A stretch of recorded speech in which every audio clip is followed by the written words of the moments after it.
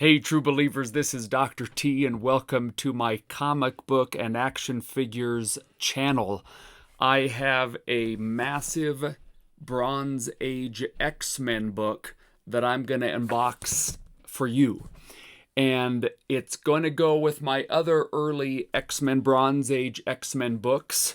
I don't have every title from Giant Size through the Dark Phoenix saga into the Days of Future Past, but I have a bunch, and the goal is one day to have Giant Size through X-Men, through Uncanny X-Men 142, and to have all of them graded.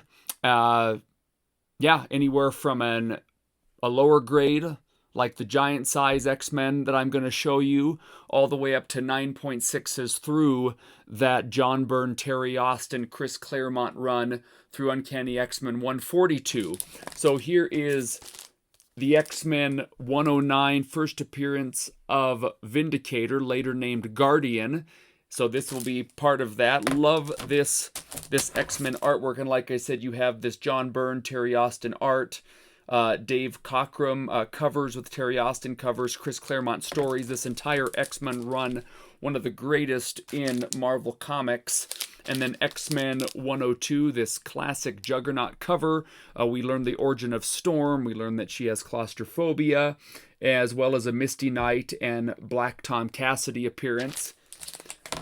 This X-Men 101, first appearance of Phoenix. And yeah, just a classic X-Men book. And let's keep going. X-Men 99, this is the first appearance of Black Tom Cassidy. I've had this book for over a decade in the collection, probably almost 12 or 13 years. And then X-Men 95 and an 8.5, same thing, off-white pages. Most of these are off-white to white pages. Yeah, off-white to white pages, most of them. The X-Men 109 was off-white pages. This is an off-white pager, 8.5. I think I bought this for like $90 12 or 13 years ago, this particular book. And then the Giant Size X-Men 1 in a lower grade, off-white to white pages. Of course, the first appearance of the new X-Men team. And second full appearance of Wolverine, and I bought this book at Baltimore Comic Con back in 2022. That definitely has gone down in price since then, but it's in the collection. It's mine. Don't have any plans on it going anywhere for a while. And so this book in this box goes with these incredible X-Men titles. So let's get into it. I do not pick up comics of this stature very often, usually maybe once every couple years. I typically stick with any comic books anywhere from $50 to $200 if I'm going to pick up something new. Like, for example, the X-Men 102, that Juggernaut cover, I picked up a couple Salt Lake Fan X's ago. And yeah, that was it was under $200, but I just don't do it very often. Trying to be mindful of the collection, my interest in Mondo X-Men statues, Masters of the Universe figures, vintage Teenage Mutant Ninja Turtles.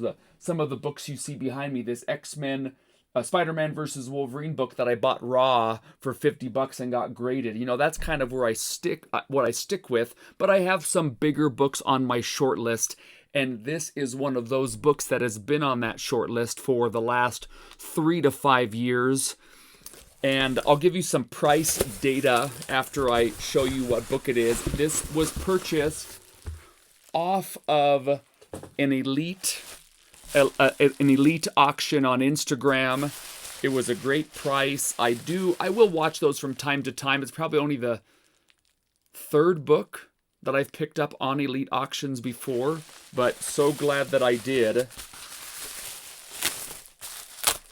Picked it up from Cameo Comics. Nicely wrapped, and it should be for the type of book this is. I mean, any book should be nicely wrapped, but particularly something like this. So here we go. Comic Cameo sticker. This is a big one, true believers. Look at that Comic Cameo.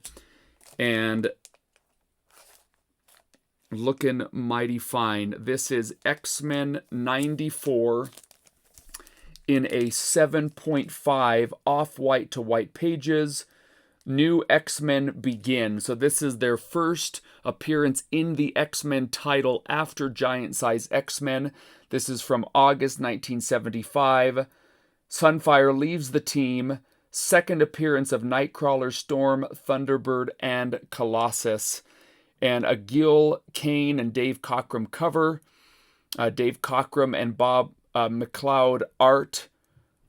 And of course we have the Ween and Claremont story, and this is very nice. It has up here just some flaws, the flaws that you're going to see in a very fine minus book.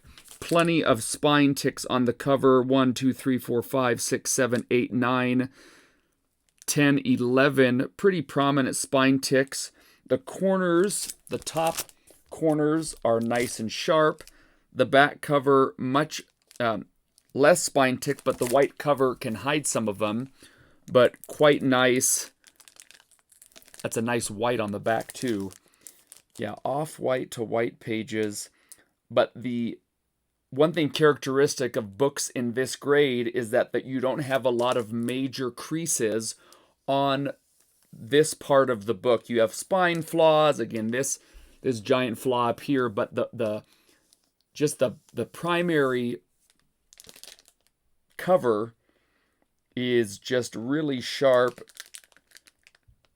Yeah, no creases, so it leaves the characters' artwork unobstructed. And having this in the collection with Giant Size X-Men #1, those other, I have the 95 that I showed you, the 99. Now it's a matter of getting 96, 97, 98, getting 100. Getting 103, 104, continuing all the way to when I start, and I have 130 through 142, and so we're just going to tick away one book at a time, true believers, but absolutely fantastic. Some of the pricing details on this book so far in 2026, using GPA, which gives us sold eBay, CGC books on eBay. The high for this book so far has been $800, but that includes tax, possible shipping charges.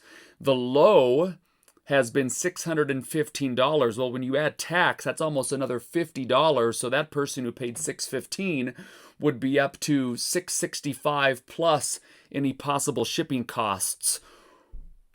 The total price for this book, which included shipping, I also received a $20 credit when I purchased it on Elite, was $547. So even comparing it to prices from 2025, that is much lower than this book typically goes for. So I felt really good about this purchase. And like I mentioned, I don't make purchases on books like this very often. It's been a while since I've made any sort of purchase like this, and X-Men titles are always so hot, always flying off the online sales, off of eBay, you name it.